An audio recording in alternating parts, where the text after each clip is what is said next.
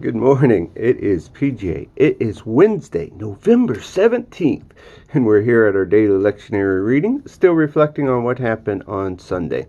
Our psalm reading is once again Psalm 13. We're switching it up in the Old Testament and the New Testament. The Old Testament is going to come from Zechariah chapter 12, verse 1, and then it's going to sneak into chapter 13 just for verse 1. And then our New Testament reading is Mark 13, 9 through 23. Let us listen in to our scriptures. Psalm 13. Long enough, God. You've ignored me long enough. I've looked at the back of your head long enough. I've carried this ton of trouble, lived with a stomach full of pain. Long enough, my arrogant enemies have looked down their noses at me. Take a good look at me. God, my God, I want to look life in the eye, so no enemy can get the best of me, or laugh when I fall on my face. I've thrown myself headlong into your arms. I'm celebrating your rescue. I'm singing at the top of my lungs. I'm so full of answered prayers. Our Old Testament reading today comes from the book of Zechariah, chapter 12, verses 1 through 13. And then chapter 13, verse 1. War Bulletin. God's message concerning Israel. God's decree. The very God who threw the skies into space, set earth on a firm foundation, and breathed his own life into men and women. Watch for this. I'm about to turn Jerusalem into a cup of strong drink that will have the people who have set siege to Judah and Jerusalem staggering in on a drunken stupor. On the big day, I'll turn Jerusalem into a huge stone blocking the way for everyone. All who tries to lift it will rupture themselves. All the pagan nations will come together and try to get rid of it. On the big day, this is God speaking. I'll throw all the war horses into a crazed panic, and the riders along with them. But I'll keep my eye on Judah, watching out for her at the same time that I make the enemy horses go blind. The families of Judah will then realize why our leaders are strong and able through God of the angel armies, their personal God. On the big day, I'll turn the families of Judah into something like a burning match in a tender, dry forest, like a fiercing, flaming torch in a barn full of hay. They'll burn up everything and everyone in sight. People to the right, people to the left, while Jerusalem fills with people moving in and making themselves at home. Home again in Jerusalem. I, God, will begin by restoring the common households of Judah, so that the glory of David's family and the leaders in Jerusalem won't overshadow the ordinary people in Judah. On the big day, I'll look after everyone who lives in Jerusalem, so that the lowliest, weakest person will be as glorious as David, and the family of David itself will be godlike, like the angel of God leading the people. On the big day, I'll make a clean sweep of the godless nations that fought against Jerusalem. Next, I'll deal with the family of David for those who live in Jerusalem.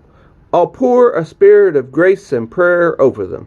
They'll then be able to recognize me as one they so grievously wounded, that piercing spear thrust, and they'll weep, they'll weep, deep mourning as of a parent grieving the loss of a firstborn child.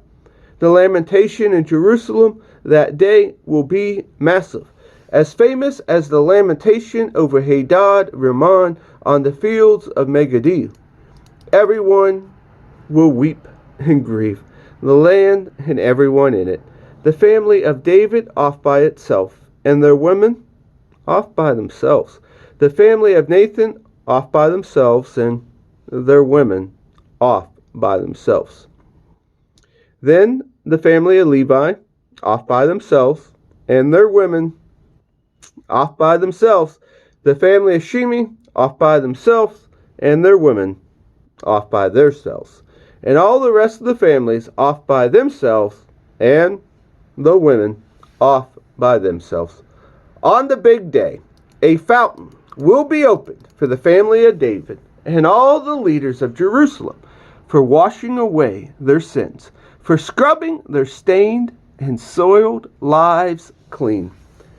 Our New Testament reading today comes from the Gospel of Mark, chapter 13, verses 9 through 23. And watch out! They're going to drag you into court, and then it will go from bad to worse. Dog eat dog, everyone at your throat, because you carry my name. You've placed them as sentinels to truth. The message has to be preached all across the world.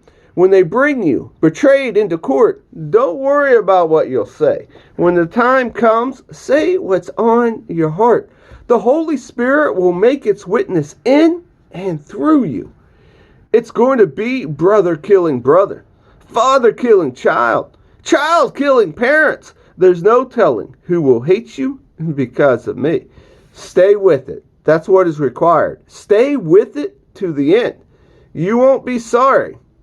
You'll be saved. Be ready to run for it. When you see the monster of desecration set up where it should never be, you who can read, make sure you understand what I'm talking about. If you're living in Judea at the time, run for the hills. If you're working in the yard, don't go back to the house to get anything. If you're out in the field, don't go back to get your coat. Pregnant and nursing mothers will have it especially hard. Hope and pray this won't happen in the middle of winter.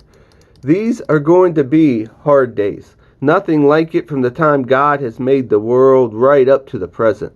And there'll be nothing like it again. If he let the days of trouble run their course, nobody would make it. But because of God's chosen people, those he personally chose, he has already intervened. If anyone tries to flag you down, calling out, "Here's the Messiah!" or points, "There he is," don't fall for it. Fake messiahs and lying preachers are going to pop up everywhere. Their impressive credentials and bewitched performance will pull the wool over the eyes of even those who ought to know better. So watch out.